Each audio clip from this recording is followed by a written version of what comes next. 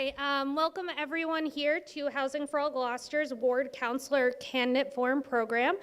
We are thrilled to be here at the Gloucester Stage Company tonight and are so appreciative of them hosting us in their space. And also a huge thank you to 1623 Studios for broadcasting this for us. And thank you to all of the Housing for All Gloucester volunteers who helped put this together. Just a big reminder to folks to check out housingforallgloucester.org. Many of the candidates answered a questionnaire specifically around housing, and any candidate who responded, we have posted their responses on the website. Thank you to each of the candidates for being here this evening. Unfortunately, Joe Orlando was unable to attend due to a previous engagement, but did want us to let folks know that. And he does see affordable housing as a #1 need within the community. So wanted to share that. And we might have a late entrance from Sean Nolan at some point, but we will see how that goes. And thank you to everyone that's here tonight and that everyone that's tuning in at home. We pre-selected the order of candidates. They drew pieces of paper with the order number, so we will start with Scott and work our way down the row, and then it'll be round robin style after that. None of the candidates have been given these questions in advance, including those who are members of Housing for All Gloucester. They were not included in any of this planning or question development process. Each candidate will have 2 minutes to make an opening statement, and then after that, they will be questions directed to all of the candidates for them to answer, again with 2 minutes for them to respond, and you'll receive a 30-second warning. Candidates, if you see straight in front of you, Miss Sunny has a 30-second sign, so she will let you know when you have 30 seconds left in pink. Then we get stern with a red stop sign when your 2 minutes have concluded. So thank you again, everyone, for being here. We're excited to have you all. So without further ado, we'll get started. And looking to you, Mr. Memhard, please briefly describe your background and how it prepares you to address housing challenges in Gloucester. Thank you, Erin. My name is Scott Memhard. I'm running for re-election as the Ward 1 Gloucester City Councilor. If I'm elected, this will be my 6th two-year term. I ran for office when Paul McGarry ran for mayor 10 years ago, and he was the previous Ward 1 city councilor. I'm the president and owner of Cape Pond Ice Company. We don't own the real estate anymore, but we do still have a business putting ice on fishing boats. My wife is Martha Oakes, who's the curator of the Cape Ann Museum, and we have 3 kids that have gone through Gloucester schools, and all, fortunately for us, live nearby. And I've got 5 grandchildren, and 2 of them are at the East Veterans School, enjoying that beautiful new facility, as well as the old playground at the old East Gloucester School. I've also served 9 years as on the board and as president of the Sawyer Free Library and Gloucester Lyceum. I served 2 terms on the Chamber of Commerce, and I was president for a number of years there, also Maritime Gloucester and the UU Church in Gloucester. So I'm looking forward to this debate. I enjoy serving our Ward 1 constituents as best I can, and I'm of a clear mind that housing is one of the biggest challenges that we all face here together, affordable housing, workforce housing. But I'm sure we'll get into those details soon. Thank you. Thank you. You're on. Is this on? Oh, sorry. I wasn't sure if it was on. I was like, I know how to use a microphone. But anyway, first off, thank you to Housing for All for hosting this forum, and thank you for moderating this forum tonight. And to the audience here, thank you for being here. A little bit about me. My name is Dylan Benson. I'm the Ward 2 City Councilor. I'm running for my 2nd term as Ward 2 City Councilor. It's been an honor and a privilege every day to serve the constituents of Ward 2. Whether you voted for me or not in 2023, I represent you and serve you to the best of my ability. In the last, just a little bit about me, I got my undergraduate degree from Salem State University and then went on to get a master's degree from Anna Marie College. Grew up in Gloucester, have lived in Gloucester all my life. My dad's family has lived in Gloucester for almost 400 years. When we were celebrating the 400th, we were looking back at some history and seeing some of our family going back. And growing up, I lived in public housing, living at Maplewood Park. And then at 12 years old, my dad and I moved in with my grandmother on Summit Street, where I still live. My parents live on the first floor apartment, and I live on the second floor apartment. I want to continue to serve, and I believe that my own lived experience will help in addressing the affordability crisis that we face here in Gloucester and across this country. I know many of my friends who have lived in Gloucester all their life, their families have deep roots in this community, and they are struggling to be able to afford to live here. Young people like myself, young families being able to afford here. And in my own experience professionally working for the city of Beverly, learning how to write ordinances, learning how to do things around the role of the city council, understanding what the role is as well, I think I lend myself there. And I look forward to this debate and answering the questions. Thank you. Frank? Hello. My name is Frank Mojota. I am the current Ward 4 councilor. I was born and raised in Gloucester. To tell you, as the question is to tell us a little about yourself, just so you know, I'm a son of a fisherman. My dad worked on the fishing boat for his whole life, and both my parents are from Sicily, so I'm a first generation person here in Gloucester, which is take a lot of pride in that. I went to school in Johnson, Wales, to study business administration, and but then I spent 15 years working in the hotel and restaurant business. I worked in 3 major cities across the U.S. I worked in San Diego, California, which was the 7th largest city, New York City, and in Boston. Experiencing all that, I wanted to come back to Gloucester to raise my family. And I was very fortunate to be able to do that. Which is great. I love living here. I started off living in Ward 3, and then we chose to have a 3rd child, and we outgrew our house, so then we had to move to Ward 4, and that's when I became the Ward 4 councilor, which I love doing. I wanted to run for politics because housing and all these issues that we're going to be talking about, or have talked about, truly does affect myself, my parents, and will affect my children. So I take a lot of pride in what we do, and I really try my best to make every decision possible that is best, not just for my family, but for everyone else's family. Thank you.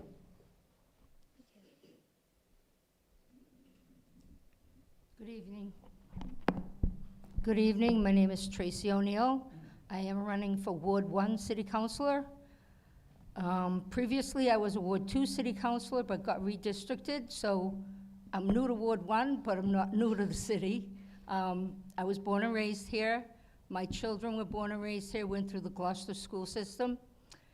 Previous to being a city councilor, I run my own business as a personal trainer. Before that, I worked for a couple of different seafood companies, Mass Coastal Seafoods, National Fish and Seafood. So I do know the seafood industry. I am concerned about housing and the affordability, and I believe there is a housing crisis, but I also believe that there's a greed crisis. Housing is getting way too expensive, and affordable doesn't seem to be affordable anymore. And I will do everything I can to figure out a way to make it affordable for my kids and grandkids. So thank you. Hi, my name is Marjorie Grace, and I'm running for re-election for Ward 3. I have thoroughly enjoyed my work with the council. I am extraordinarily proud to represent the constituents in Ward 3. My background is in healthcare. I was a surgical technologist, and in some sort of weird way that prepared me very much for the role of city council, because in that capacity I needed to think on my feet, I needed to make snap decisions, I needed to be paying attention to 100 different things all at the same time. My surgical conscience, which is my integrity, was honed in the OR, and I take that very, very seriously. I hope to continue to work for the city and for the constituents of Ward 3. Housing is profoundly important in this community. As the parent of a 28-year-old young woman who just got married a couple of months ago, and seeing how hard it is for her and her new husband to find a home in this town. I'm walking the walk as far as expanding my own housing, and we figured out a way to, make an apartment in our own house so that she could stay in this community. And one of the most important things that people talk about here is the legacy of our town. And if we cannot find a way to keep the young people here, to be able to stay here, to grow here, to thrive here, all of the wisdom and the memories that are presented by so many in our community, that legacy will not go forward. It will be lost and it will be forgotten if we cannot have our young people here to carry it forward. Thanks, Sunny. Hi, I'm Don Jedis, and I'm an independent candidate for Gloucester Ward 2 Council. I grew up in a family, 5 kids. I'm the middle child. They write books about us. But I enjoyed the birth order regardless. My father was an 8th grade dropout, and he fought in World War II in the South Pacific. My mother's family is from the Azores. So I remember living with relatives that were coming over back in the times when there was a lot of immigration from that part of the world. I've lived in Gloucester for over 40 years. I've owned my own businesses in Gloucester for over 40 years, all in Ward 2. I've worked for myself. I've never accepted a check of any other kind other than what I earned. When I was 12 years old, I was co-managing my brother's gas station. When I was 12 years old, he had a gas station, so I did a lot of that. Started at that age, and painted houses. I've worked in Gloucester painting houses. I've worked on Maplewood Avenue in the past, Railroad Avenue, and presently on Main Street in the Browns Mall. Also, in the past, I worked in a pharmacy and got a little taste of that side of health care, and ended up becoming an EMT. That drove me presently into the direction that I enjoy, and that is being a chiropractor. So I would love to represent Ward 2 and all the wonderful people that live there, and look forward to your support. Thank you. Thank you all for those statements. So we're going to start next with Dylan and go down the line, and we'll loop back to you, Scott. And if you need me to repeat a question, I know there's a lot of you, please feel free to ask. So as a ward counselor, how would you build understanding and dialogue between your ward's residents and the city's broader housing and development goals? Helping residents understand housing needs and policies and ensuring their perspectives help shape solutions that work for both the ward and for the city as a whole. Thank you for the question. I think one of the specific things that we have done in the past 2 years as the city councilor is we have done meetings with constituents. We have tried to bring people in. And the one thing that I really have seen and want to continue to see is when there is projects being proposed, is the neighborhood being part of that process from beginning to end. That is something I think is very important, because if there are things that maybe the neighborhood does not look, saying maybe this isn't right for the neighborhood, maybe we can change the rendering of that project. There's been proposals in the past where one floor has gone down. Those are some things that we've looked at in the past, and I think it's important to bring the community in. And when we're looking at development, is preserving the character of the neighborhood, and that is something also I think is very important. Thank you.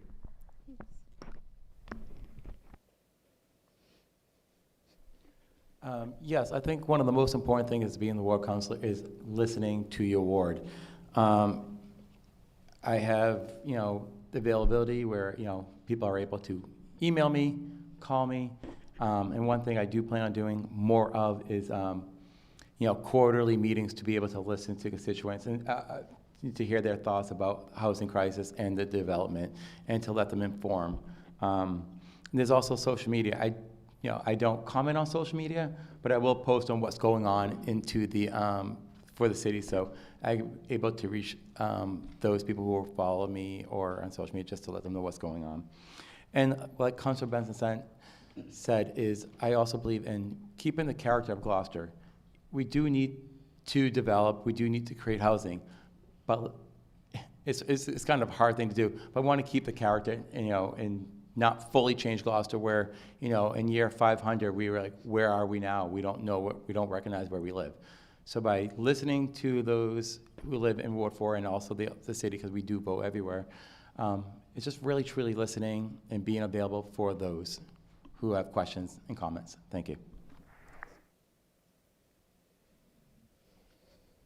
How to keep in touch with constituents. When I was a Ward 2 counselor, I had regular neighborhood meetings geared towards Ward 2 people, but everyone was invited.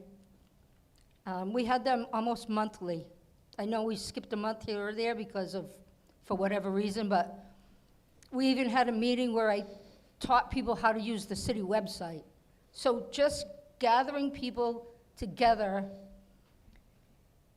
is something that I feel I have a knack for. Like, I brought a lot of people together at the boot camp. I taught this boot camp workout on Good Harbor Beach from 1999 to like 2009. But, and people who went to the first boot camp are still friends today.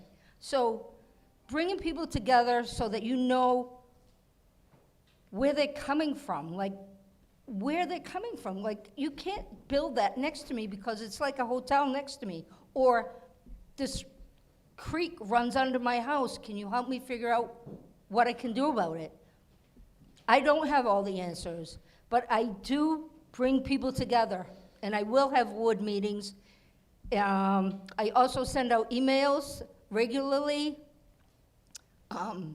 maybe sometimes too regularly, because I'll do a weekly email, and then I'll send out another one saying, hey, this is what's on the agenda for tomorrow. If you're interested, you should be there. Emails, Facebook posts, same thing. I tell people what's going on, what's going to happen at the meeting, when, and how to get there. I have not done group texts, but that's not out of the question. Thank you. I think one of the most important things that you can do with helping people to understand and to bring people into the dialogue is to respect people, to respect that everybody has a different point of view, everyone has a different way of looking at things, everyone has a different level of understanding. We need to be 100% accessible to our constituents. I personally have never not returned a phone call or an email or a text. Typically, it's within 5 or 10 minutes, and if it's a little bit longer, it's because, I can at that moment, but it always gets returned. And I think following up on things that you help constituents with as well. You don't just answer it and say, sure, I'll get right on that and work on it. You need to get back to them and say what you're doing. And if you haven't solved an issue yet, still follow up and say, haven't forgotten about you, I'm still working on it, here's what I'm doing. So you update people on what you're doing.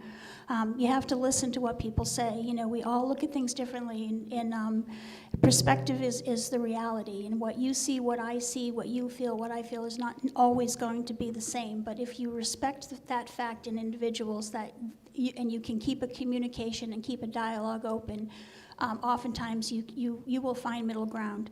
I think that ward meetings are great. I think that neighborhood meetings are better. I think you get more of a one-on-one. I've had numerous meetings with various neighborhoods around town. I meet with constituents on a regular basis. If they call me up and they have a problem, I meet them where that problem is so that I can look at it firsthand. I can see what's going on. I can ask questions, and I think they realize that, and when someone is there with them and actually talking to them and validating what they're feeling, it goes a long way. Thank you. Listening is critical when it comes to communication. We live in a time when communication is being transformed, culture is being transformed by technology, by computers. I'm not a big computer or even a telephone person. I prefer in-person, one-on-one, or in small groups. I have no problem meeting regularly with people in the neighborhood at the local eateries or even in their places of residence. It's also important to respect all sides. That's why I'm running as an independent, and I'm not choosing any colors or any political party per se. I will never put political parties over the people of Gloucester. People of Gloucester, particularly Ward 2, will come first. Thank you. Scott? Yes, thank you, Aaron. Great answers, everyone. And it's true that my job as a city councilor representing Ward 1 is largely to help make City Hall and the resources there accessible and available to my constituents in the ward. City Hall can seem like an intimidating, unresponsive bureaucracy for many, and a ward councilor's job is to really help connect people through the administration and through all the department heads to solve and address their problems. A lot of those problems are very basic, and whether it's potholes and sidewalks or speeding on East Main Street or a water main line that's on private property, I've helped probably 25 local groups with repaving of private roads in the last 10 years in Gloucester, and it's a very engaging process. It's a great neighborhood building exercise. And I've also helped try and respond to concerns where we've allowed development to proceed in Gloucester, and it's turned out to be more disruptive than anybody might have anticipated, and it's changed the character of some of our neighborhoods, which is a challenge. Orchard Street off Grapevine Road, a large property there, a 3-acre property, has been subdivided with 2 duplexes and then 2 more duplexes going in, and the infrastructure it's obviously it's marshland, it's moors, and the neighborhood needs a lot of help adjusting to what's been permitted to happen and making sure that their needs and their property rights are also respected. Thank you, Sunny. All right, we'll be starting with Frank this time. Much shorter question. Would you support allowing 3-family homes by right throughout Gloucester? Why or why not?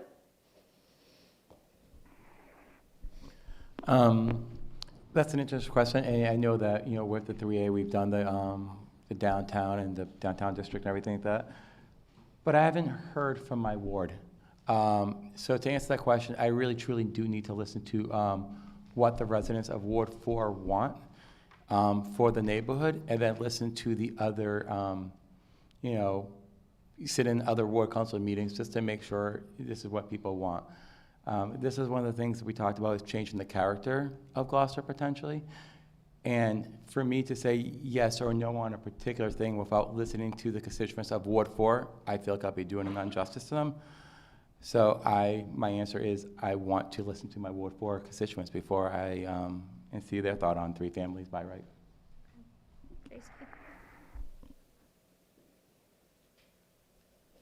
Thank you. I am vehemently against construction by right. I believe that neighbors should know what's going on next door. No one should be able to build a multifamily building next to your home without telling you what they're doing. You should be able to have a voice to say, no, I don't want a hotel next door to me. I don't want a 3-family. I don't want a multifamily. Even if it's a 1-family, if it's too close to you, or I'm dead set against by right building. That's who I am, and I'm against by right building. So thank you. Much of the, the multifamily overlay district is 3-family by right. Thus far, there has not been one permit pulled to build a 3-family by right in any of these areas that were designated as the overlay district. Currently, if you were to go before the zoning board and planning and development and you wanted to do a 3-family, 99.9% of the time you're going to get approved for that. Do I think going by right across the city? I think it's something worth exploring, but I think it needs to have things connected to it, such as the neighborhood character needs to be paramount. You need to consider that, if you have too much building in too small of an area, the impact that it has on the other people with whom you share that neighborhood. I think that we need to avoid destruction of any more green space in Ward 3 and in Ward 2, because there's really not very much of it left. So, by right, it gives people the opportunity to have a quicker process when permitting, but to be honest with you, most people cannot afford to do it. Anything 3-family or over needs to have a sprinkler system included in it. That's another $150,000 to $200,000 on top of what you would already have to pay for construction, which is outrageously expensive. So I think that by right, it sounds good on paper, and I am absolutely for exploring that and talking about that and looking in areas where that would fit. But the reality of it is it's not really going to solve the problem. Ward 2 seems to be unfairly stressed by a lot of decisions that are being made by the city. The people of Ward 2 are already stressed, whether you're talking about electrical grids or water supplies or parking or noise. All those things are paramount in Ward 2 compared to some of the other areas of the city. So I'm sensitive to that, having lived and worked there for over 40 years. The whole thing seems to be skewed in the direction of the state rather than the people of Gloucester or the people that are directly impacted, like the Ward 2 and the Ward 3 people with the train stations. There's never a discussion about upgrading the train stations. We should have indoor facilities instead of standing out there in all the elements, being exposed to all the weather and stuff. It's unbelievable to me that we have these train stations that are underwhelming if you're a tourist for the first time coming from the Long Wharf Hotel in Boston and you end up in Gloucester and you get off downtown. I don't see how you overcome that first impression. So all these things are unique to Ward 2, and I strongly will support the residents and the good people that live there.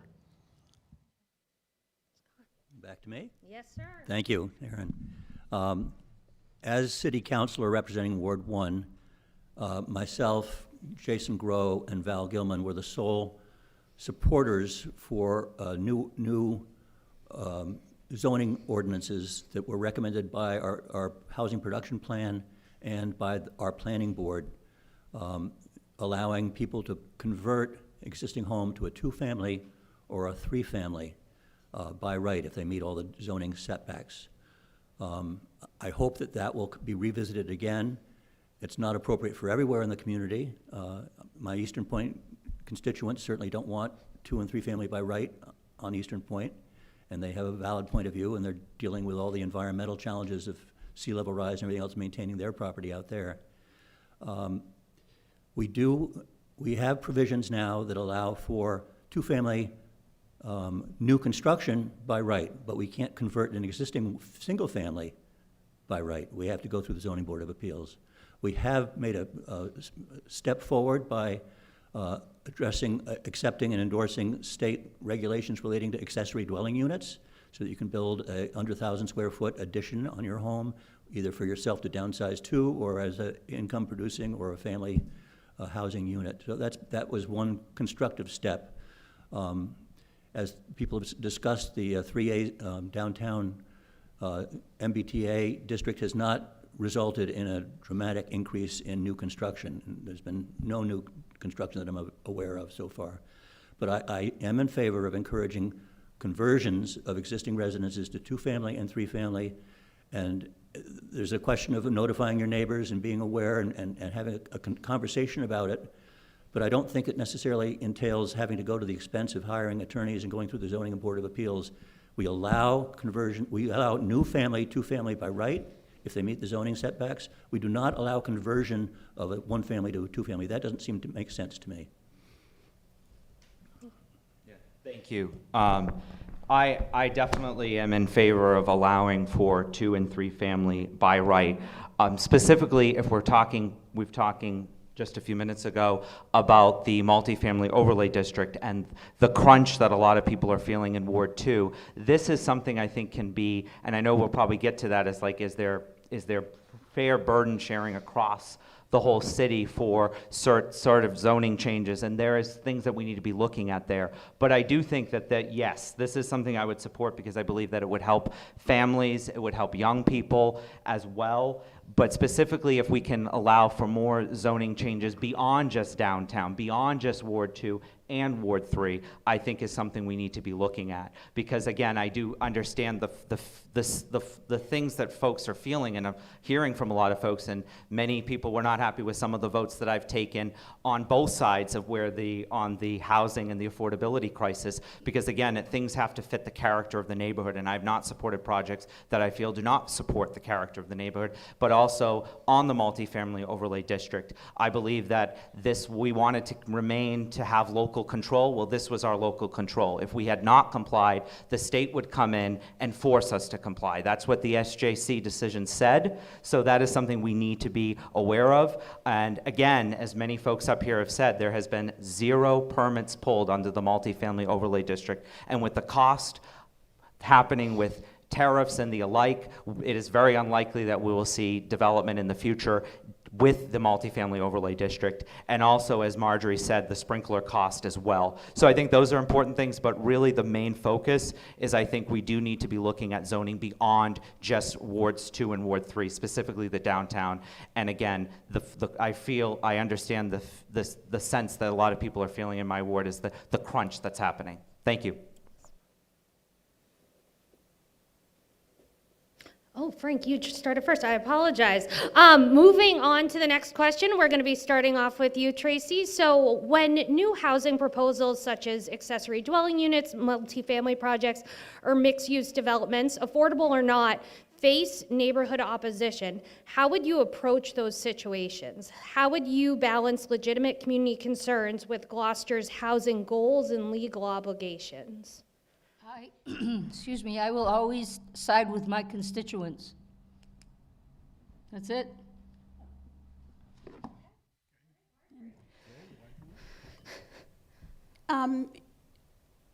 New housing development is going to happen in various and sundry places, whether we like it or not.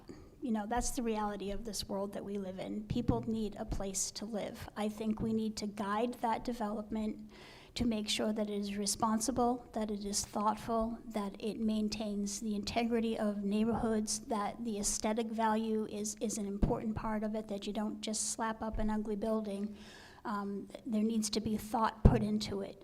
I think talking to neighborhoods, you know, again, as I've said earlier, everybody is entitled to their opinion, and you need to respect the fact that people have differing opinions about development. You hope to find a compromise.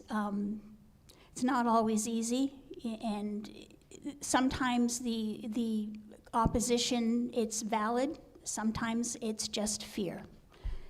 There was an incident near where I lived where there was opposition, and it was about the environment, not about housing. So I think you need to get to the root of what causes people to not want to do it, or to be fearful, or to be in opposition to it. And to do that, you have to start a dialogue, and you have to be honest, you have to be open, you have to understand what people are saying, you have to let people have their opinion, validate what they're feeling, because they are entitled to feel what they feel. And that's the only way that we're going to move forward. When you look at old maps of the city of Gloucester, it lists a good portion of Ward 2 as the Great Swamp. And that's what it is. And when you're talking about building, it's probably wise to respect nature, for the point being that it is the limiting factor. You can't build in all conditions. You can't build on sand, for existence. Technology has allowed us to exceed common sense, and now we're building over water, we're building on top of cliffs, we're building on the sides of cliffs.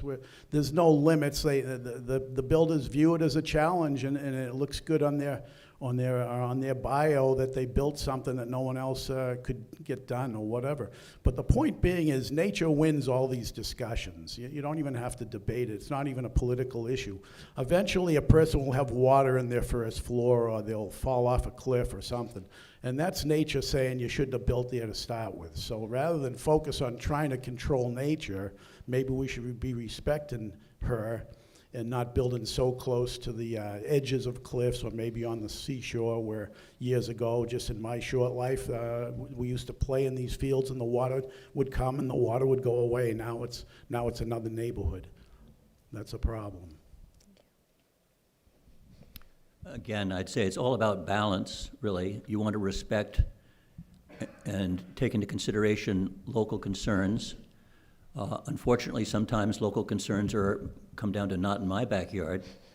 One of my big disappointments, probably 4 or 5 years ago now, was when Habitat for Humanity was offered property on Marina Drive for a rehab that they would have done, and the neighborhood was not persuaded that that was appropriate for the Marina Drive neighborhood, and they came out strongly against it, and I was very saddened by those opinions, but I respect those and worked with them, and so Habitat for Humanity went away. Similarly, they've gone away on a proposed project that we're asked to look at on Gloucester Avenue, which would have been a 5 or 6 duplex development there. Again, the neighborhood didn't feel it was appropriate, and they fought back and expressed their concerns, and developers are looking for welcome, not opposition, going into these sort of things. There is new housing going in that on the property that the parking lot that Action owns next to where the animal shelter used to be, across from the old Blackburn Halibut Point restaurant, and that's going to lose a parking lot for the neighborhood, which is a source of concern. But Action has had that project in mind for many decades, in fact, and it's their property, and they're going to go ahead and build a 20 or 30 unit single-room occupancy property downtown on Main Street. They're trying to balance the parking and the off-street parking and the neighborhood and the businesses that are all there, but they have a mission to provide housing. And just like the YMCA and just like the project that went in where Cameron's Restaurant went in, we've seen significant progress towards locating additional housing downtown, near our shops and restaurants, and central to the city where you can get to the train station, for that matter. So you have to respect people's, it's a conversation. There's not a simple answer. We may have goals that neighborhoods don't necessarily embrace, and we can discuss that and ultimately respect what the neighborhood wants. Yeah. I am just going to flag that lot is owned by Gloucester Housing Authority, and Harborlight Homes is developing it right now. Okay. So yes, thank you. Thank you Bill. for that clarification, Eric. Thank you, Dylan. Can you repeat the question? Of course. When new housing proposals such as accessory dwelling units, multifamily projects, or mixed-use development, affordable or not, face neighborhood opposition, how would you approach those situations? Yeah, I think just to kind of repeat, and just quickly what you said about the development that's happening at Harbor Light, I think that is something that is going to be happening. It was owned, and Harbor Light is going to be developing it. It's been in the works for many years. But I think it's important that we try to find a creative solution for the parking that's going to be lost there. I think the next administration, whoever wins that, is going to have to address that, and I look forward to working with that administration to try to find some creative parking. But what I'm hearing from constituents again and again in Ward 2 is that they feel that the development is not being shared across all of the city. And I think that is something right now, most development is happening in downtown, and it feels unfair, and to a lot of people in my ward. And it's important that we support housing growth beyond just the center of downtown. If we're going to support housing, how do we find, and specifically, how do we support housing that actually helps young people that have lived here all their life be able to afford a home here? That is something we have, instead of just building all of these apartments, which is a piece of it, but we also need to be looking at that. And I think going back to it is we need to really speak to this inequity, encouraging more housing in other neighborhoods, and in the next couple of years, really looking at that and supporting, again, affordable home ownership, rental options citywide. I think with the ADUs, is a great tool, and I know a lot of families live in multi-generational homes still. A lot of people have changed where people are leaving their home early, but there are still a lot of people in Ward 2 that have lived in their homes for generations, and you have mother, grandmother, children and now great-grandchildren. And I think ADUs is a tool, and we have our own local ordinance. We have the state that has put forward something. And we could look at this again and see what are we doing that we could support more of this, and how does this help that sandwich generation manage the high cost of housing, older family members. I know if I was to own a home, I have grandparents that are still in their late 70s, that they could live to be 100 years old. And I think that's something I could be looking at, okay, maybe an ADU for my grandmother, and then my parents maybe living in the third floor apartment if I had a multifamily home. So I think that's something we need to be looking at and encouraging folks that an ADU is an option to help families. So thank you. Oh, sorry, sorry, I'm looking at you. I know, I and was then just I'm gonna not- I'm get- not you're seeing- good. And then I know, Sonny, you're giving me that, I'm getting a little windy here. I apologize, so thank you. Frank? Dylan was in his zone. If he didn't put that stop sign up, he would have kept talking. But really, with any new development, again, you have to listen to the constituents, and then, along with listening to constituents, is listen to what the ZBA, in their opinion, and whether or not this project fits within their ordinances that fit Gloucester, and also look into the character of Gloucester. I think that's also very important. Like I said, that we've all said before, is keeping Gloucester, Gloucester. Just to piggyback on what kind of Dylan said too, is, we're trying to build up the downtown to create more businesses. How can we create more businesses into the downtown, and what does that do? Are there options to do, businesses on the first floor, and then, housing on the second floor or the third, whichever way you can do it. So it's looking at everything, listening to the people, of Gloucester, and how to create, more housing and businesses, not just in downtown, but throughout Gloucester. And of course, any time there is, new construction or anything new, there is going to be opposition, which is fine. I mean, that's what makes, people's opinion matter. So it really is truly trying to listen to everyone, and is there a middle ground? What if we can do anything to, make both sides happy? Thank you.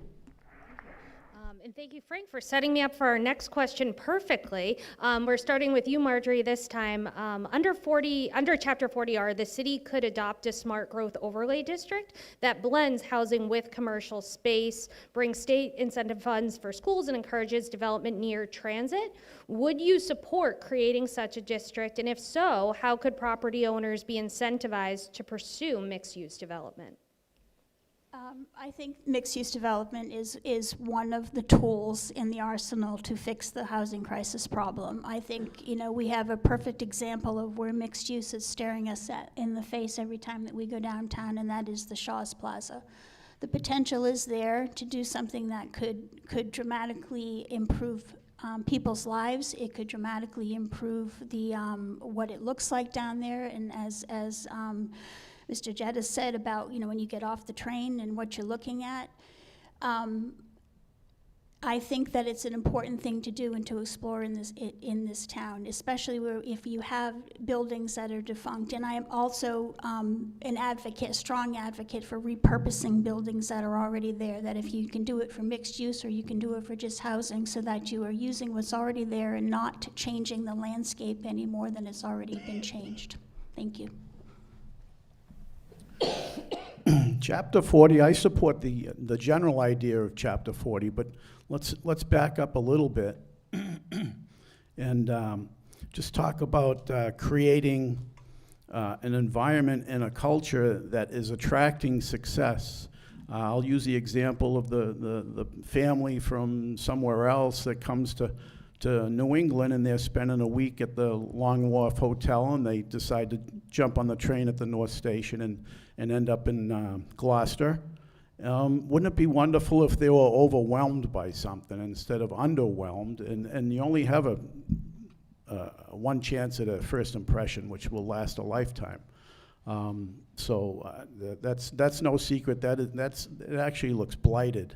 And we've become so accustomed to it, we've normalized a lot of these things that out-of-towners and tourists remember. So concerning the mixed use, there's also the law of unintended consequences. the word capacity is not unlimited. Everything has a break point. You don't want to reach it. You don't even want to approach it. Whether you're talking about titanium or the environment or people's emotions, everything has a break point. What if I told you that Scott mentioned the YMCA building, the John Meany building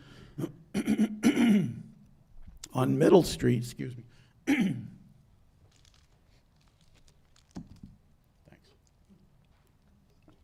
The John Meany building on Middle Street is built on a stream. The first thing they did is they put a cistern in with a pump system. I'm not saying it's good or bad. I'm just telling you that's doesn't appear to be that if you just look at it for the first time. But that's the reality. That's the first step they took when they built what you see today.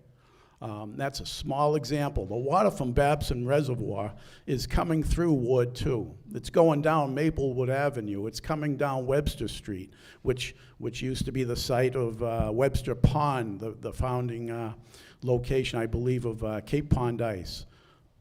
So those are things that are important that should be considered with all these ambitious ideas. Thank you. Scott?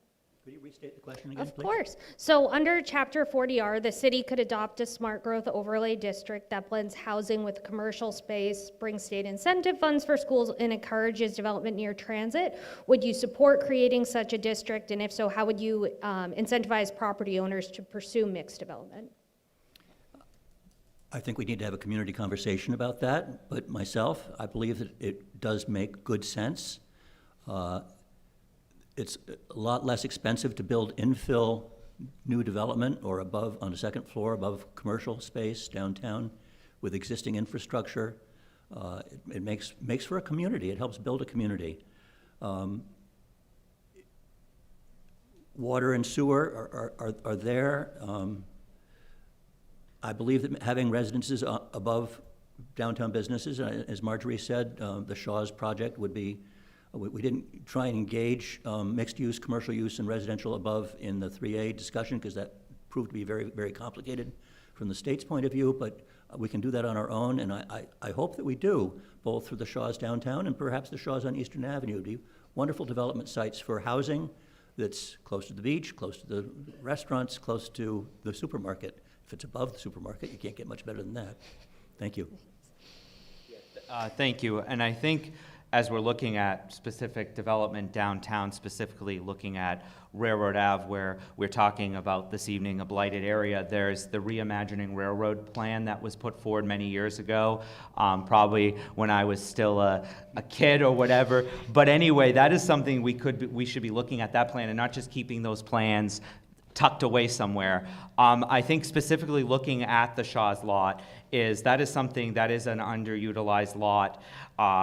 I'd support looking at that as a tool, maybe changing the zoning as a tool, but I really think if this was to come before the council, I would want, obviously we can't say, well, we're only gonna give the zoning if you guarantee a grocery store at the bottom, but that is something I would be asking, because this has really been a really difficult time for many folks that do not have cars in downtown, specifically our seniors, folks who are low income, not being able to have a grocery store. This is now a food desert in Ward 2. This is devastating.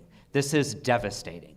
And I think that is something we could be looking at is, could this be a tool? There's other things that we could look at as well, and I look forward to those conversations. I think, I'm just making sure I'm running over time here.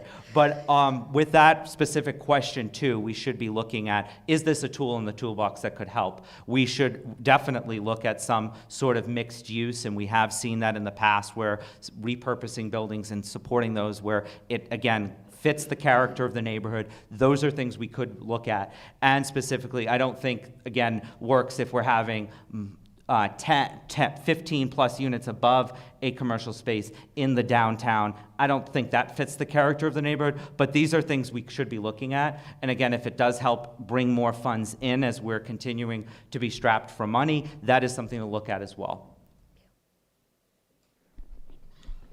I think being able to do that sort of work with the businesses on the bottom and housing on the top.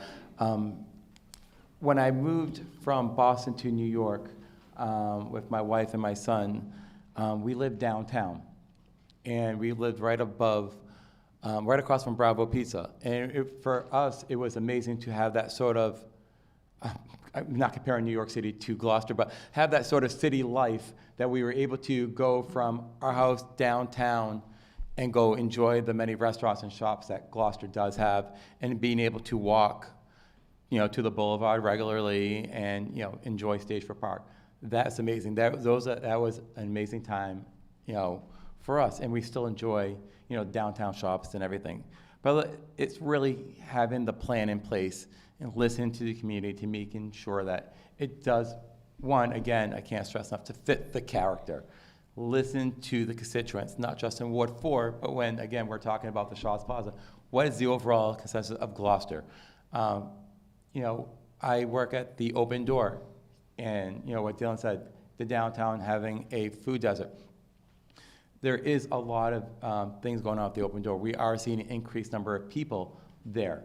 There is a need for housing that is, affordable, and there is a need to create businesses downtown to have people want to work here. I think that creating a plan, working with the ZBA, working with the City Council, working with the administration, listening to community, we are able to find a way to help create more housing and businesses in Gloucester. Thank you.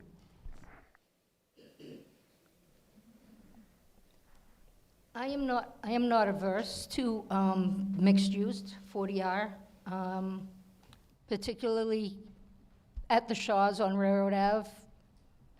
I was Ward 2 City Councilor. That's my grocery store. What I understand is that a lot of people did shop there, but I also understand that there was a lot of theft that happened in that store.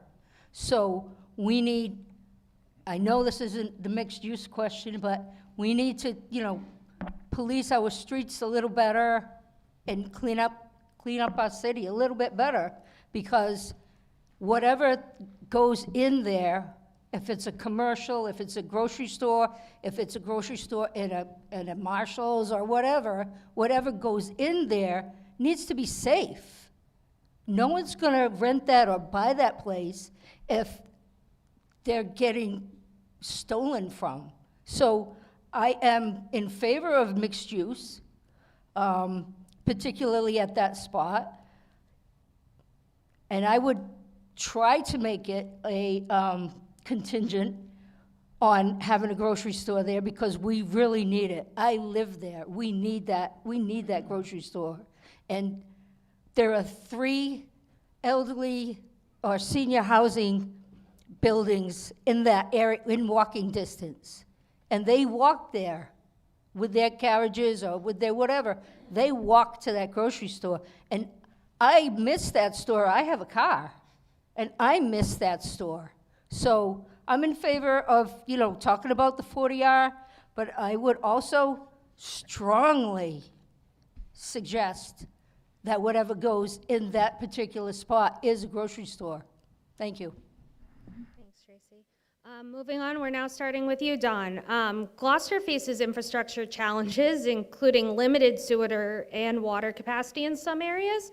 As a ward councilor, what steps would you take to improve or expand infrastructure so the city can support sustainable housing growth? You cannot exceed the capacity. The city already, I believe, has a stressed electrical grid, and we're routinely put on water restrictions, water bans. So how do you get past that? You have to either increase your capacity or limit your growth. So that I think that would be a good discussion to have. You just cannot exceed nature. She wins all these, like I said earlier, all these discussions are settled on her terms eventually. And that doesn't even get into the other issues of parking and quality of life issues, safety issues. There's many issues. So it's possible, because the city hasn't grown since the 1900s, that we're at, or we've already possibly exceeded capacity. I don't have the answer to that question, but I think it would make a worthy discussion. Thank you. Scott. Yes. It's a good question.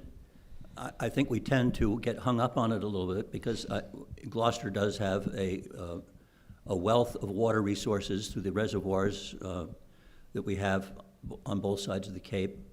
The sewer is adequate. We have to be careful about too much development in areas that are inappropriate, that don't have access to sewers, that are on septic, and causes a degradation of the environment and consequences for abutters and neighborhoods.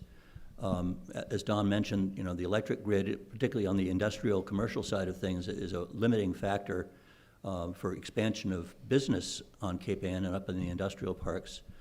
But and traffic, particularly in East Gloucester and on East Main Street, the question is where you park your cars and how you get access to the water sheet and the restaurants and the theater and all the shops down on Rocky Neck.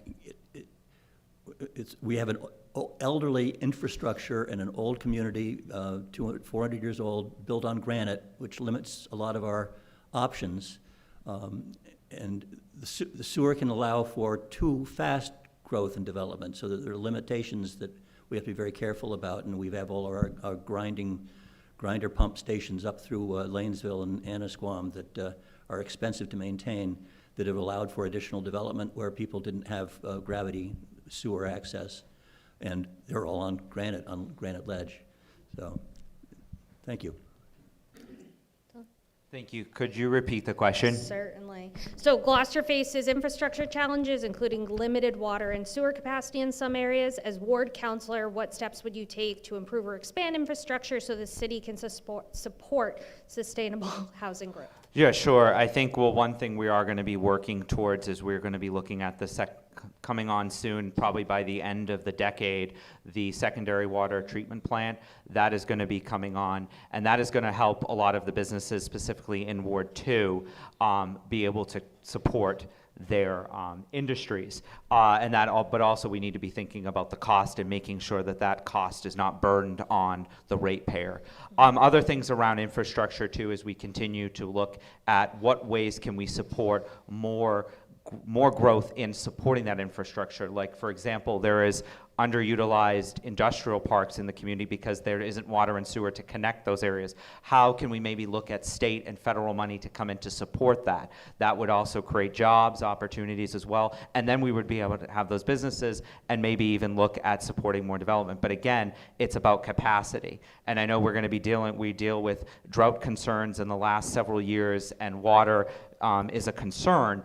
And also, how do we build for the future? I think that is something we need to be looking at as we carefully look at when we develop. How do we support development that, whether it's a commercial space or residential space, that is energy efficient? How do we support that? How do we support and create and maybe get rid of those barriers to support more energy efficiency and take steps that also, in that vein, we'd be able to take steps in addressing the rising energy costs. I can't tell you how many people in Ward 2 that have called and talked, and this isn't something we can address locally, but talking about the rising cost of electric bills. But how can we maybe support that as well? Thank you.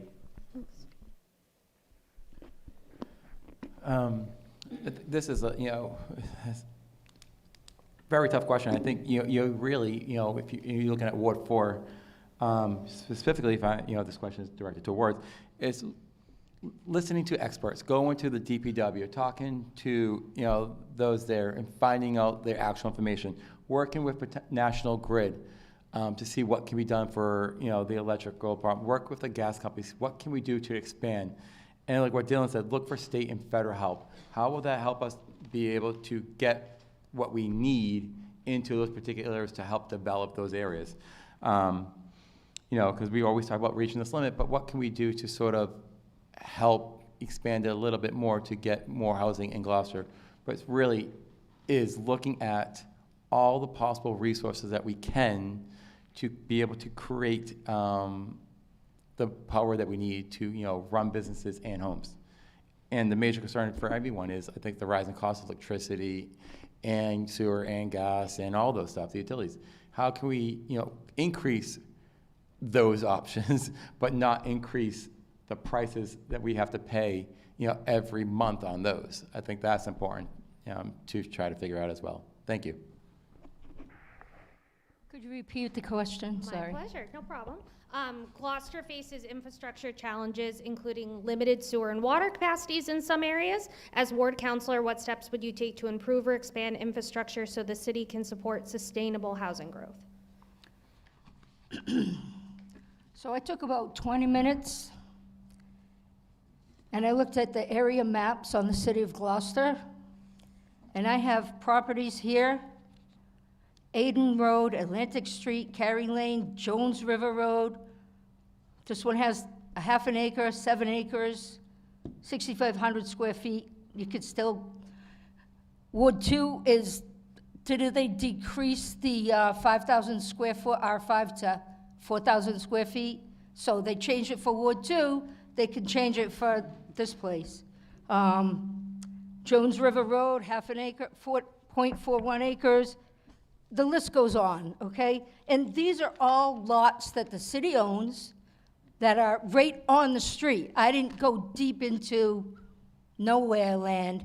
They're on the street, 1 Periwinkle Lane, 1 Revere Street, 10 Wheeler Street. They're on the street. So there is water, there is sewer, there is electricity. This took me about 20 minutes. I got like 17 pieces of property. Jones River Road, number 25, Jones River Road. Number 23, number 17, 15, 13, 11, 9, 7, 5, 3, 1. Those all add up to like 227 square feet, or acres, 22 acres, I believe. Same thing with Ridgewood Lane. They're all together on the same side of the road. It's a road. It's available. The city owns it. So I see this as solutions, or at least let's talk about it. And what about the big property that Demoulas owns off of Concord Street? That's huge. I don't know what they're going to do with it. Are they interested in selling it? I don't know. Gull Lane, Valley Road, same thing, 15, 17, 19, 21, 23. They're all on the same side of the road, and they're on a road that has electricity, has water, etc. Thank you. Okay, so I'm going to try to pull it back into what the question is, which is about infrastructure, specifically water and sewer.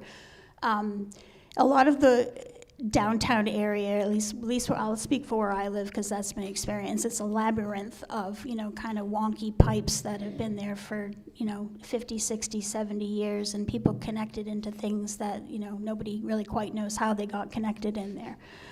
Supporting improving and increasing infrastructure isn't an issue. I think everybody supports that. It's paying for it that's the issue. It's enormously expensive to do that. I think one of the biggest areas in Gloucester that should be explored to increase and improve infrastructure would be Magnolia. You have an entire area down there on Lexington Avenue that you talk about mixed-use housing, and that's your perfect place to do it. It's already there, and what holds it back is there is no sewer in that area. It's all on septic, so it hinders what can be done down there.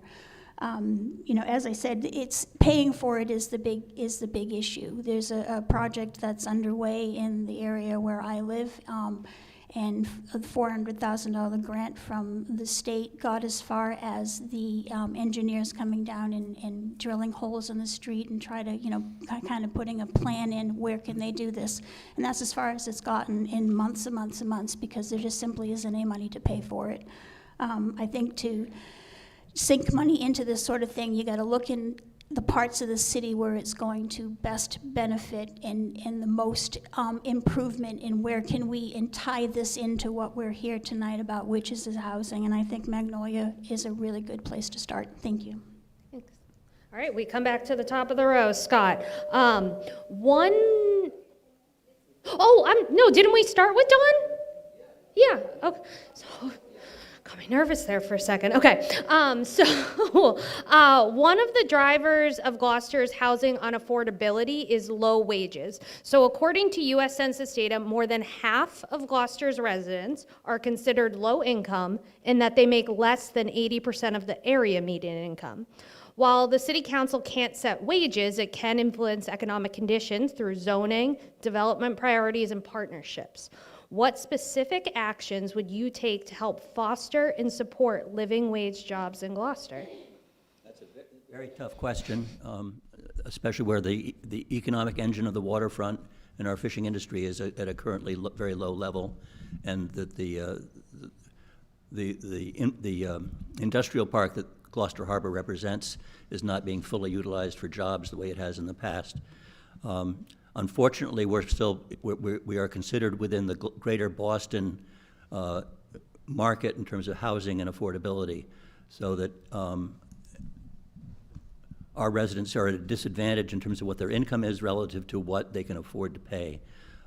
Part of the solution, I believe, is partnerships with not-for-profits, leveraging our Community Preservation Act funds, leveraging the surcharge we have on Airbnbs that the state manages for us. It's a 3% surcharge that goes into, it's dedicated to our Affordable Housing Trust.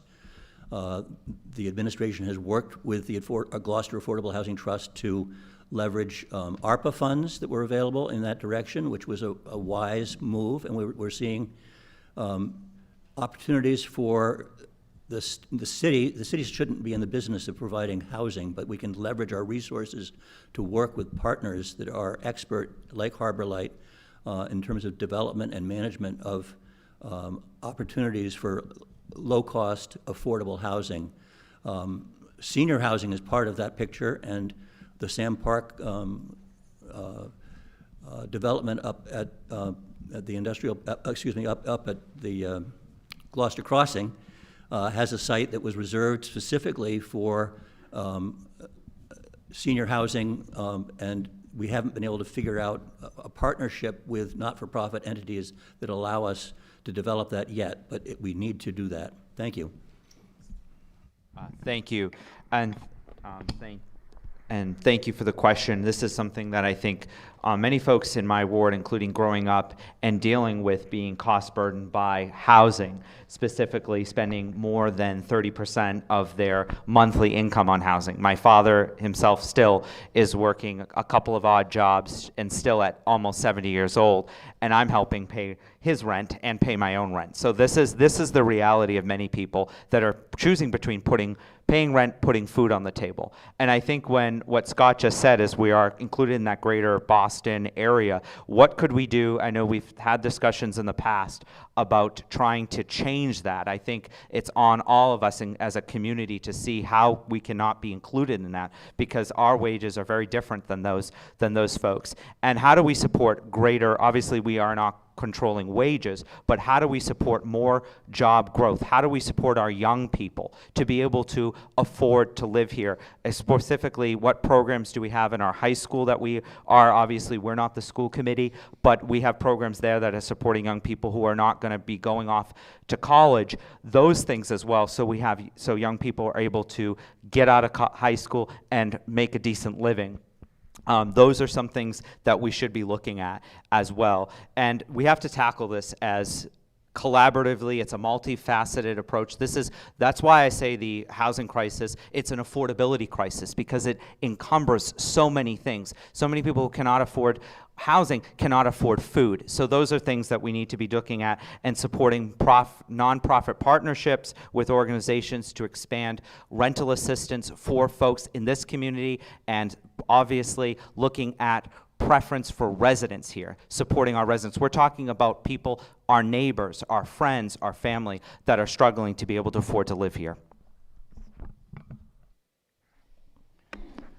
Like my fellow councilors over here said, being in that mix with the Boston area does help, but a way to do it is potentially, how can we create more businesses here in Gloucester to make people want to work here? They have the driving force to make people want to come here, work, not just go into other areas, Danvers or Salem to make that money. What businesses we can get here? Again, this is a question where it comes to the infrastructure. How can we all work together to get businesses here in Cape Ann? Some say we're at the end of the road. Maybe we are the beginning of 128 and then we go on that way. How can we get businesses here to create not just living wages, but more than that. With the rising cost of groceries and the delivery charges for electricity, everything, it's very tight for very families, and we're in a situation where we really do need to work together as a community to help find a way to create more business here, to help our neighbors, and to help families, with the rising cost of colleges, daycare, and all these things that go with, working, it's just hard. So how can we get more businesses into Gloucester to help with the income? Thank you. Could you repeat the question? So one of the drivers of Gloucester's housing unaffordability is low wages. According to the U.S. Census data, more than half of Gloucester's households are considered low income in that they make less than 80% of the area median income. While obviously the city council can't set wages, it can influence economic conditions through zoning, development priorities, and partnerships. What specific actions would you take to help foster and support living wage jobs in Gloucester? Excuse me. Our two biggest employers are Varian and Gorton's. I would go to Varian and ask them, can we start a program with you? Will you come to the high school and teach our kids what you need so that Varian doesn't have to go out of town to get workers? Could you come to the high school and help us, or could we have a program at Varian that you would oversee and help us grow these high schoolers to grow into the job that you need specifically? Gorton's, I'm not sure that there's opportunity there, but I'm not sure that there isn't. What do you need, Gorton's? Do you need office staff? Do you need, I forget what it is, do you need truckers? What do you need? How can we help you, Gortons, to stay here? Will you develop a program with us, or can we develop a program with you? Working with the trades, yes, absolutely, I agree. I don't know how many trade classes we have in the high school, but electricians, plumbers, carpenters, you name it, we need them. And can we get a plumber to come in and teach these kids? A retired guy, a retired plumber. They might be thrilled to do that if they're retired. I mean, they're uplifting. And if we teach them to do what we need them to do, they'll do it. We'll teach you to be a plumber. You make a really good living at being a plumber. And electricians, they make a lot of money. Get a retired man or whatever, but that's it. Thank you. Okay, if the city council could bring in jobs, wouldn't that be wonderful with our magic wand that we do not possess? I think there are ways that we can help at least the younger generations coming up to be able to stay here with higher wage jobs. We have a program that is starting at Gloucester High School for medical assisting. It's a great entry-level position into the healthcare field. Healthcare has an enormous amount of potential and capacity, and you can make a damn good living in healthcare. I know, I worked there. I think that I find it really sad that they now are discouraging work-from-home jobs. Work-from-home jobs are a win-win for so many people. It helps with childcare issues. It helps with having, not having to have a vehicle that you have, drive through all the elements and whatever. Unfortunately, that again is not in the purview of the city council to do anything about. I think that the more training that we can get to younger people in particular, to encourage people. You know, we went through a really long period of time in this country where you have to go to college, you can't make it in this world if you don't go to college. And the reality of it is you can make a very good living, as Tracy said, as a plumber, as an electrician, as a carpenter. You know, and if we provide those tools to teach people, which we have some great vocational capacity at the high school, and I think expanding on that would help to bring in jobs. And I think, you know, just from personal experience, I think the more that we can push with healthcare, we have an aging population, and a lot of home healthcare is needed, and those are jobs that pay above minimum wage, and they're very rewarding jobs. Thank you. Ultimately, doesn't it boil down to personal choice?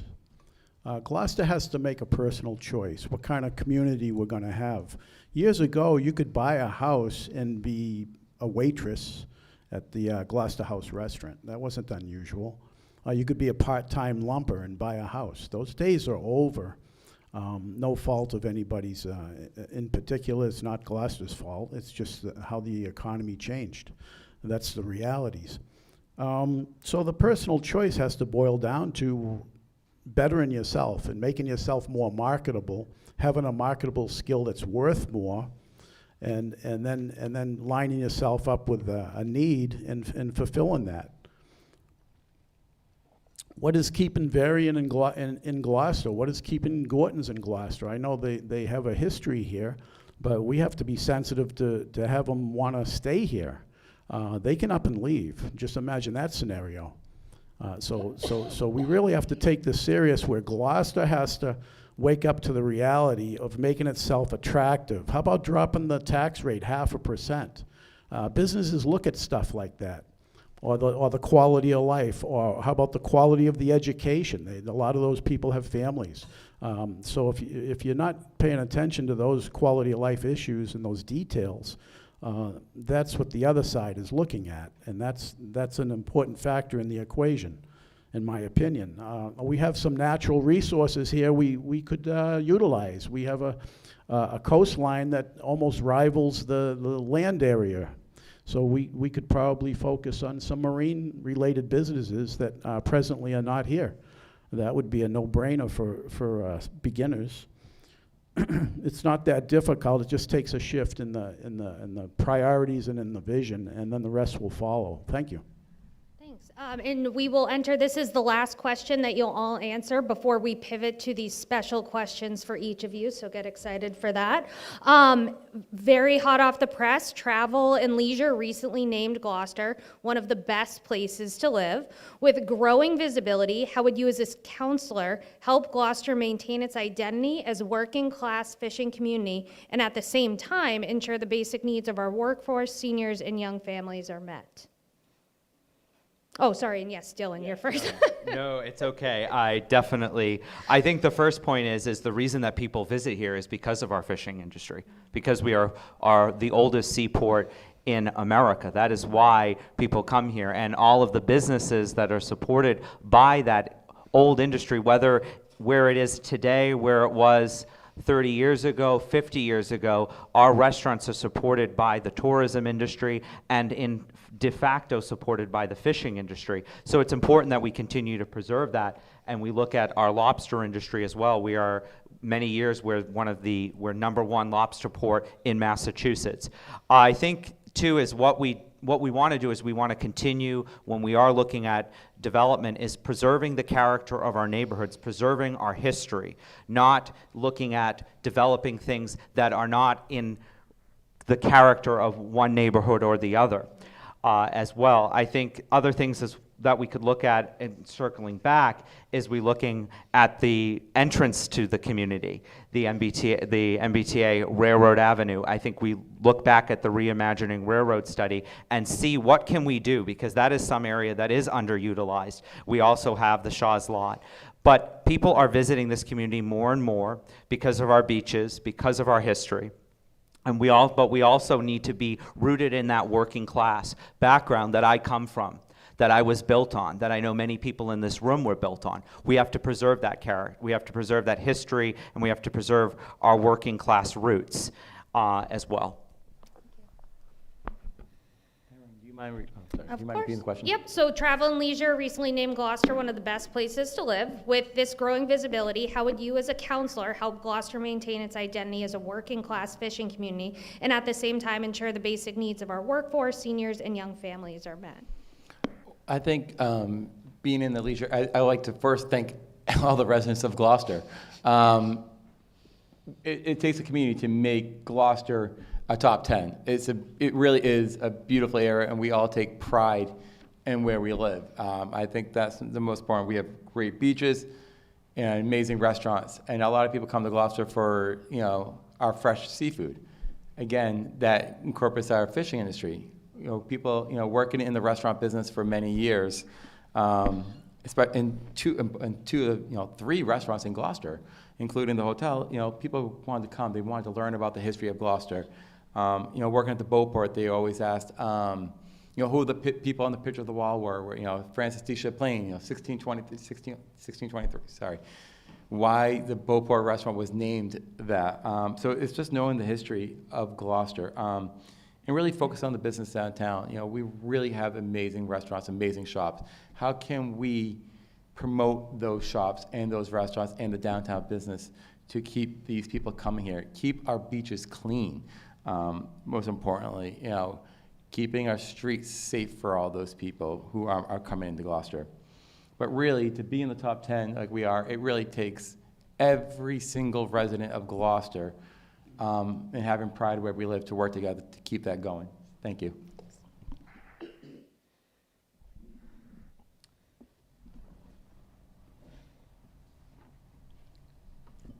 I see this as a tale of two cities. It was the worst of times, it was the best of times. I think Gloucester is split in two. If you take a walk down Railroad Ave, if you take a walk down Main Street, you will see a whole different set of people than you see in Ward 4, Ward 1, Ward 3, Ward 5. And if Gloucester is one of the best places to live, then why are we so low on the area median income, right? I mean, we're less than half of the area median income. So I love Gloucester. I was born and raised here. I did not appreciate it as a kid living up. We lived on Good Harbor Beach and Cressy's Beach, took swimming lessons in the morning, went to Good Harbor Beach all afternoon. It's a great place. But there are two Gloucesters. There's one Gloucester that's downtown, and if you don't walk downtown, you should, okay? And there's another Gloucester that's on the back shore. So, Gloucester is the oldest fishing port, not the oldest seaport, the oldest fishing port, and we do need to support that. We need to support that in any way we can. What that is, I don't know. I am not a fisherman's daughter, but that's it. Thank you. Could you repeat the question? Yep, so Travel and Leisure named Gloucester one of the best places to live. With this growing visibility, how would you as a counselor help Gloucester maintain its identity as a working class fishing community and at the same time ensure the basic needs of our workforce, seniors, young families are met? I think the first thing that we have to do is to prioritize each other. We've been discovered. We're not going to be undiscovered. This is not actually a new thing for this city. If you look back in some of the history books that are available at Sawyer Free Library, there were many large hotels that were on Eastern Point Boulevard. There were many large hotels that were in Magnolia. It's been a playground for a very long time for the wealthy. That's not going to change. It's how we prioritize the people who live here and work here and breathe here and are the nuts and bolts of this community. I think that one thing that we can do to make sure that Ward 2, Ward 3 specifically do not get kind of lost in the shuffle is to expand our zoning into the outlying wards and to look at areas where we can change from R20 to R40 and go down to R5 and R10 and have, some modest homes that are built on modest pieces of land that, perhaps people with a modest income could live at, improve public transportation in this city, expand it so that people can live in other wards if they don't have access to a car. If they can take the bus, then, you know, give everybody the opportunity to live in the quiet part of town. I think it's important to maintain and to really enforce the short-term rental ordinance that we put into place a little over a year ago to prioritize year-round rentals as opposed to short-term rentals that, you know, year-round that's geared towards our citizens and not short-term that's geared towards our visitors. We're gonna have visitors, they're gonna keep coming. You know, you keep raising the cost here, you're not gonna have to worry about them staying. Thank you, Tracy, for making that distinction. It is the country's oldest fishing port. That is being glossed over. That is being erased or replaced by the oldest seaport. There's a big difference. St. Augustine's, Florida, might have something to say about that claim. But anyways, travel and leisure, well, that's marketing. I'm not a big fan of gimmicks and marketing because that's image building. I'm a big supporter of substance and results. There's no need to put, it's actually dangerous to put all your eggs in one basket and just depend on a tourist trade, which if you really look at it, you're lucky to get 30 days that are beach days. The rest of the time, you're at the 42nd degree latitude. It's windy, it's too hot, it's too cold, it's the water's freezing, whatever it is. Those aren't tourist days. So you can't even count those. What we need to do is start thinking, change the vision, change the thinking into a 365-day city where people can have an economy and have a job all year round. In the middle of February, you're still making your bills. You don't have to go to Florida to escape, or you don't have to suffer. That should be the plan, is to have an all year round economy for the residents. And then the tourists become frosting on the cake. It becomes extra. But to depend on tourists, to me, that's dangerous. The weather's too fickle at this latitude, and I just don't put a big priority on that for an economic security. Thank you. Next. Yes, sir, please. Okay. So, travel and leisure may say it's a great place to visit, but it's even a better place to live. And the balance that we have between industry, whether it's the harbor front or our industrial parks, our arts community, all the restaurants,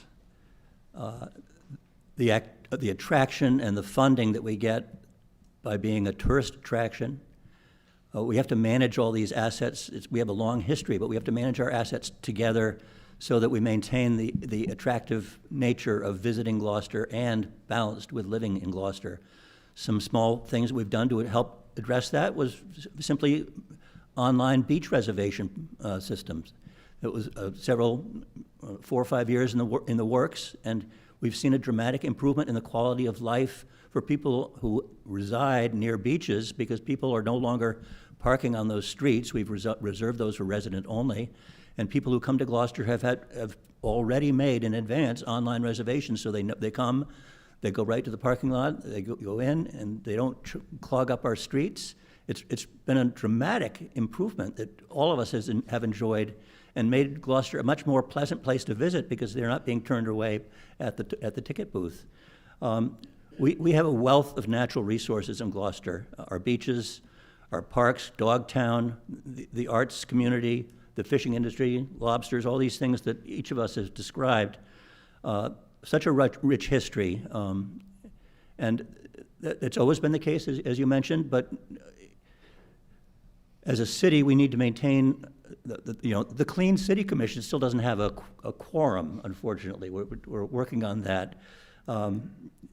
We need to prioritize our resources so that as a city and citizens, we take pride in what we have in terms of our home, Gloucester, Cape Ann, but also being welcoming to visitors so that they have a positive experience visiting us and learning about our heritage, and they want to share the wealth and spread the good word and come back and visit again next year. Right now, there are not a lot of Canadians coming to visit, unfortunately, but We do have lots of repeat visitors. The ice company and the Perfect Storm carry on in terms of an attraction. I am going to have to cut you off just because we're sensitive on time. I'm sorry. The lights are very bright here. So we are going to pivot to these special questions for each of you.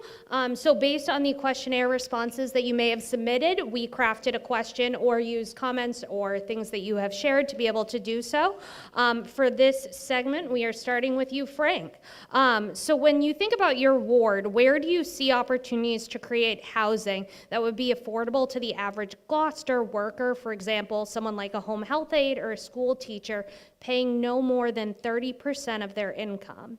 Some have suggested the Beaman School site is a possible location. Do you think that's feasible? Could expand on that. Again, answering questions like that without neighborhood meetings and without having the information in front of me, it's kind of hard. You know, being born and raised in Ward 3, you know, and living downtown, there's unique characteristics of every single ward.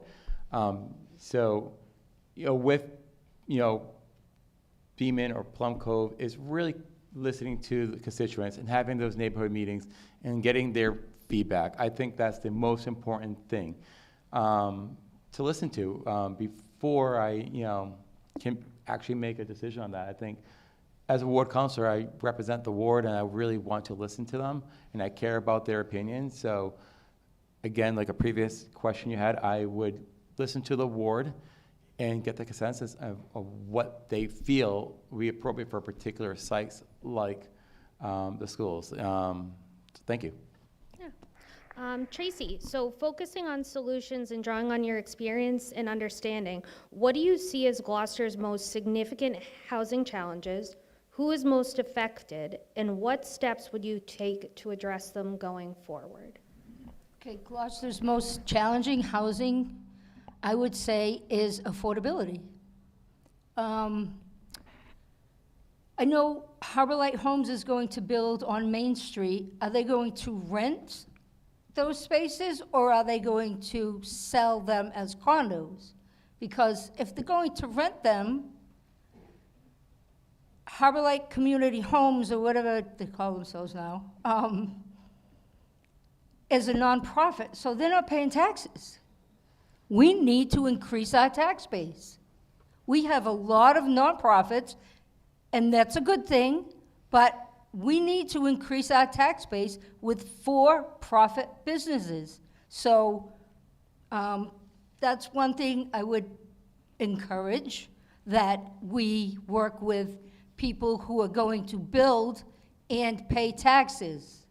I mentioned a bunch of properties that are owned by the city that are right off the road on these. I have 2 pages here, and it took me 20 minutes, you know, to come up with that. So just give me a couple more minutes and I'll come up with some more.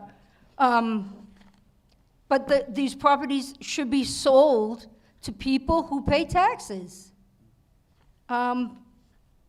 That's my thing. Gloucester is a very special place, okay? We have trees that give us wonderful air quality. We have clean water on our beaches when every other beach is closed in the state. We're lucky. We are so lucky, and we are special. And if we keep building, like on Haskell Street, if anybody's driven down Haskell Street, right, that's a McMansion, or if anybody has driven down Maplewood Avenue to see what they're building on a swamp. Someone told me, no, it's a wetland. No, it's a swamp, but we're overcrowding ourselves. So in order to remain special, we have to be special and care more about our natural resources. Thank you. All right, Marjorie, so when you think about opportunities for new housing, whether that is rental or home ownership, where do you see potential sites in your ward and across the city? And what steps should the city council take to encourage the development of more attainable housing in all neighborhoods of Gloucester? So currently in Ward 3, there is a development that is, it's in the works right now. It's through Harbor Light Homes. And just to clarify something about Harbor Light on Main Street, that's supportive living for senior citizens. They will be studio units, and there is in-house medical care. There's in-house staff that takes care of elderly that aren't ready for a nursing home, but they can't stay home. So they will not be, they are rented, and it's based on income. I think that there is potential, or again, getting back to Harbor Light, there is a development that is in the process of where the old nursing home used to be on Washington Street. That is going to be 100% affordable. And they are lobbying right now to have 70% of that will go towards locals having first priority to rent there. I want to say that there's like 50 or so rental units, and then they're working on getting approval for 7 condominiums or duplexes that will be built that would be for first-time home buyers. And again, 100% affordable. I think areas like that are a great place for housing because it already had a building there. It already had traffic that was connected to what went on in that building there, where it was a nursing home, so there was, a constant in and out of people. And this particular organization, Harbor Light, there were people in the neighborhood that were concerned about the design, and they have redesigned what they have done 3 times to accommodate, to make sure that the people in the neighborhood, that it works well. So, the design as it is right now is absolutely beautiful and will be an asset. I think another area downtown, in Ward 3 specifically, is where the Times has moved up to Gloucester Crossing. There's a building down there that, again, there's already traffic, there's already a building, there's already parking. It's going to have very little change to what the neighborhood would have, but you could potentially take a building that's already there, repurpose it. You are not destroying the environment. You are not altering the fabric of the neighborhood. Thank you.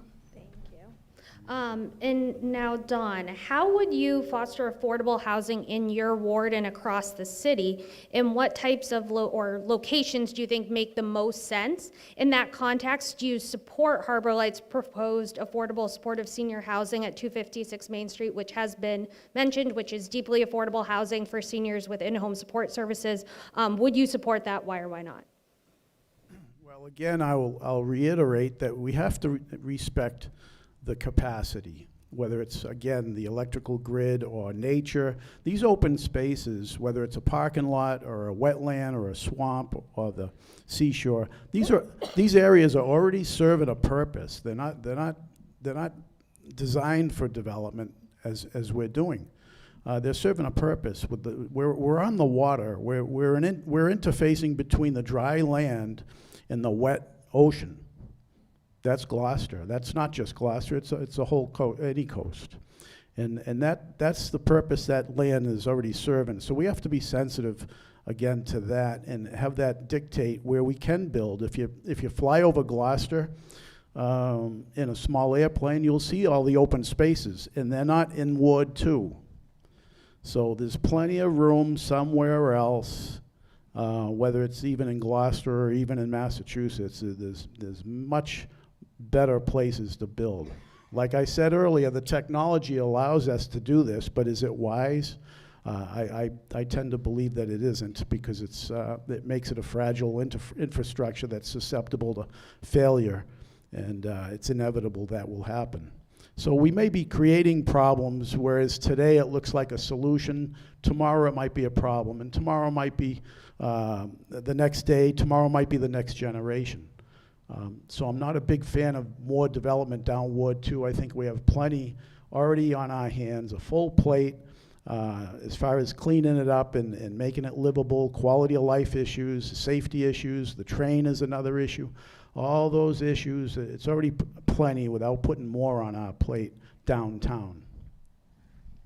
Thank you. And now we come back up to Scott. So we touched on this a bit tonight. You've expressed interest in infill housing and mixed-use development, such as housing above retail or commercial spaces. So what do you see as realistic opportunities for this kind of development within your ward? Thinking of the Eastern Avenue Shaw's Plaza or the Stop and Shop Plaza on Thatcher Road, would you support those? Do you see any barriers to those? We have to be careful, as people have mentioned, about the quality of the environment. We've seen a lot of development occur in East Gloucester on Ward 1 on filled marshlands. Stop and Shop is on filled marshlands. We've seen the Thatcher Road, Witham Street project going in after years of litigation on areas that flood. There've been a lot of infill development already. But yes, I would still continue to encourage mixed use above both the Shaws and Stop and Shop area. I mean, it's already been developed. The marsh has already been filled. I don't want to fill it anymore, but yes, I would. Thank you. All right, and now Dylan. So in your survey responses and tonight, you highlighted that new housing development isn't being shared fairly across all neighborhoods and that it's important to fit new projects within the character and needs of those neighborhoods. Can you elaborate on what you mean by that and how you would involve neighborhoods in planning for growth more equitably? Yeah, no, and I've mentioned this tonight, is that I'm not here. I've heard from many constituents in Ward 2 that the development that we're seeing is solely focused in downtown and not shared across the wider city. Those are things that we need to be looking at in the future, looking at how we have more development happening beyond just downtown, supporting home ownership. There are spots that folks have talked about tonight that are going to be supporting affordable homes that are not specifically in Ward 2. To the second part of the question is, there are examples of how do we bring the neighborhood in when there is projects happening, and there have been projects in the past that I've spoken to that the neighborhood was not being part of that process from beginning to end. It's so important to bring people in, from abutters to residents to, and not just to the homeowners, but to the renters as well, having them part of that process. That's very important as well. And I think when you have that process, that you may be able to say, okay, a rendering is this, but in the future, then the next rendering could be something different. I think those are important things. And again, I think you bring more confidence into the project when you bring the community in. When you bring folks in, and I've seen that in the past where folks have called me about specific projects or even just minor projects that are happening. For example, there's some minor work happening at the Market Basket Plaza right now. People have asked, and what's going on? And once you inform folks, it dispels a lot of the disinformation, misinformation, outright lies about some certain projects. I think that's very important because that's key to bringing the community along. Thank you. Thanks to each of you for being here tonight and everyone else, and for sharing all of your ideas. So we'd like to close with a bit of a looking forward question, given the election is on Tuesday, so everyone remember to vote. So we are starting with Tracy, and then we'll come back around this way. So if you are elected ward councilor, what is your personal vision for Gloucester's housing landscape by the end of your term? How do you hope residents will see and feel the impact of your leadership on this issue? Okay, so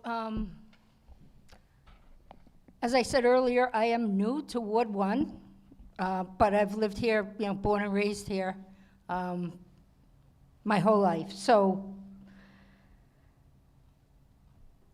what do I see for a vision for housing for Ward 1? I would hope that we are more cautious and caring about open space. I know the people of Ward 1 truly value their open space, their fauna. That's why they moved there. People move to where they want to live. And now and then it changes. So it's not where they wanted to live anymore. People moved to East Gloucester because it's open, it's beautiful, the fresh sea breeze, the fauna, the trees, and everything like that. And we need to be very, very careful not to take that away. And that's my perspective, is to try and preserve what we have and just preserve it and care about it. So thank you. Can you repeat the question, please? Of course. So if you were elected ward councilor, what is your personal vision for Gloucester's housing landscape by the end of your term? How do you hope residents will see and feel the impact of your leadership on this issue? I think one of the first things that we need to do is to not marginalize what people feel. We went through a whole, many, many months of anger and social media battles and whatnot because of the multifamily overlay district, and people for it or against it, whatever, and nobody wanted to stop and listen to what the other people had to say. You don't have to agree with what someone has to say, but we do need to listen to them. And as a ward councilor, I think that's probably one of the most important parts of our job, is to listen to what our constituents are saying. Dylan has hearkened on this in some of his answers with the people in the downtown area. They're like, well, how much more do you expect us to take the burden or the responsibility of producing housing for this city? I think it's imperative that we branch out, particularly Ward 4, Ward 5, where you have, people have huge amounts of land there and huge homes. I think we need to normalize building smaller homes again, would be a wonderful thing. You need to validate what people are feeling. You need to listen to them. That is the most important thing.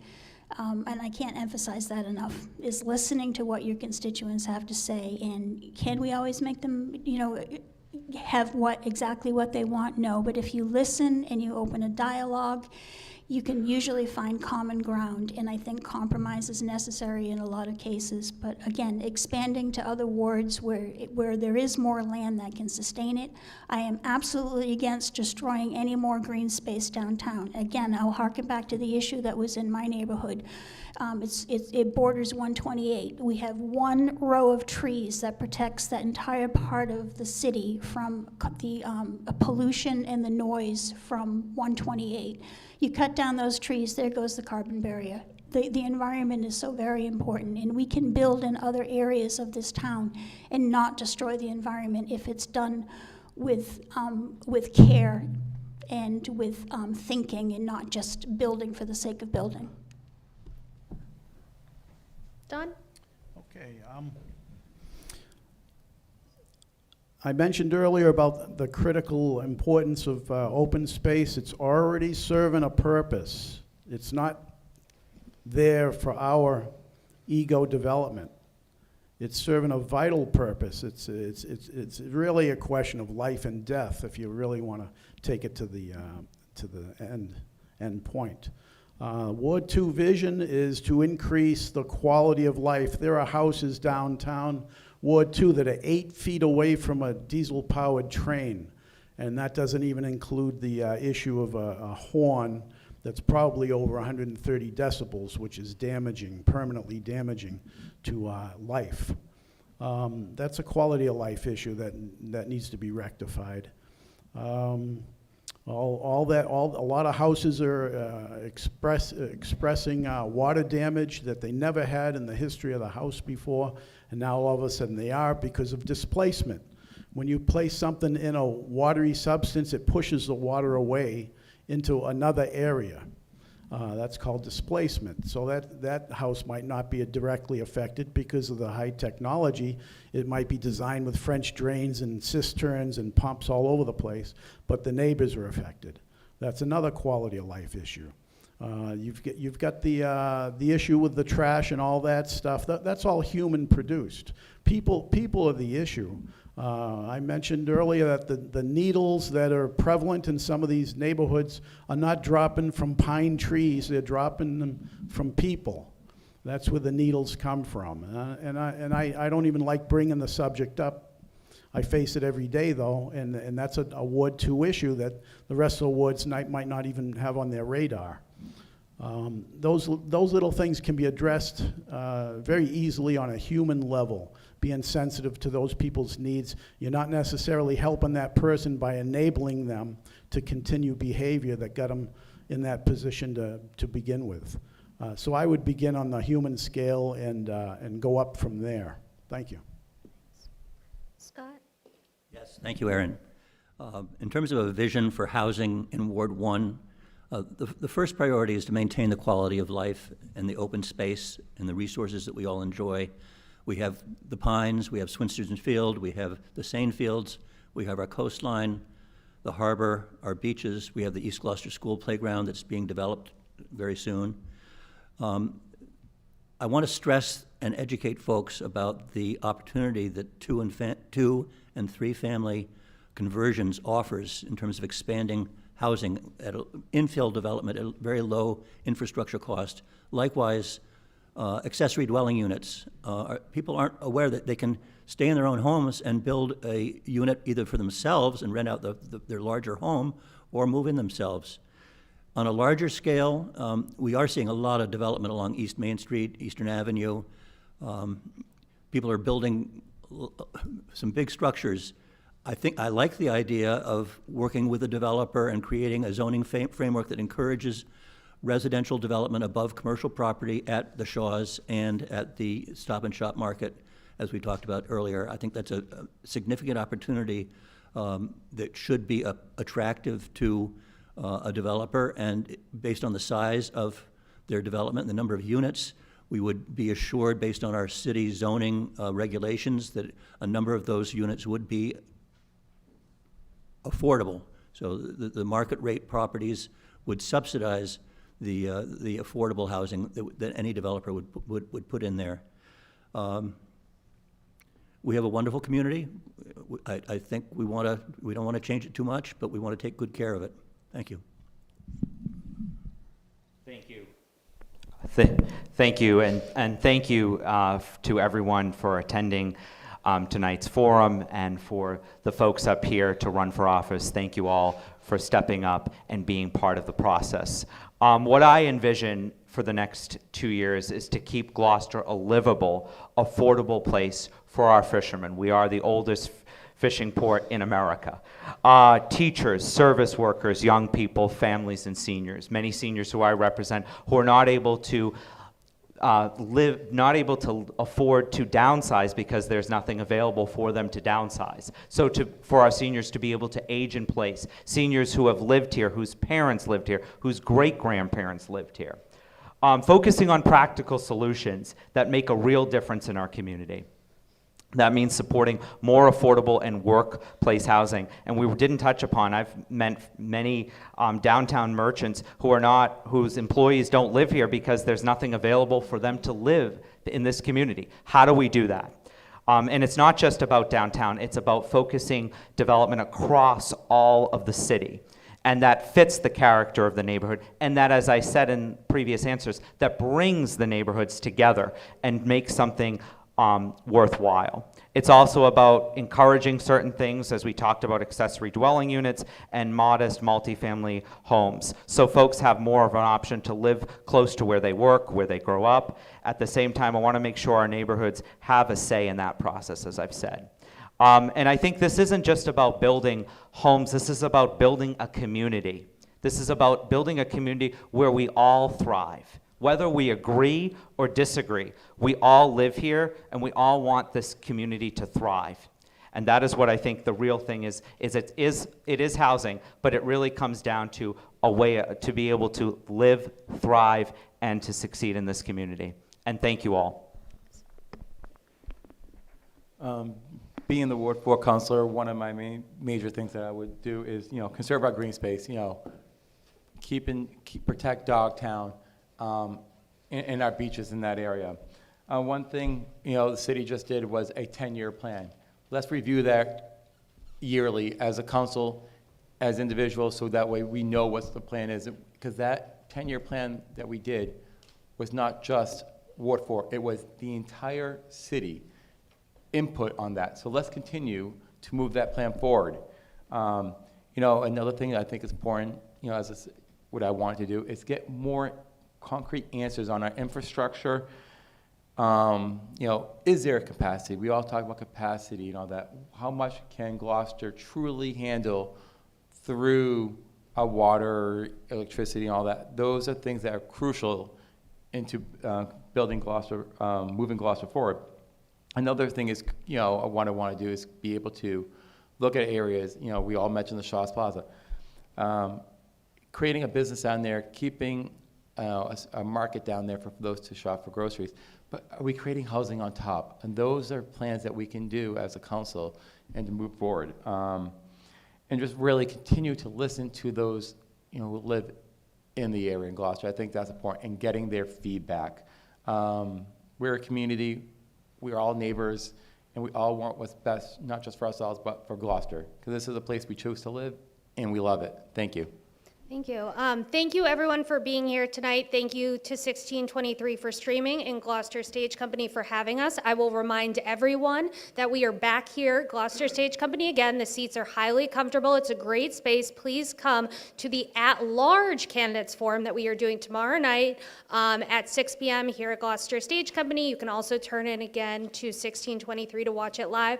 But I would just like to end with a thanks for Housing for All Gloucester for having us here. Again, please go on their website, housingforallgloucester.org, to read candidate responses and other issues around housing here in our great community of Gloucester. And let's end it with a huge thank you and round of applause for all of these candidates. So thank you.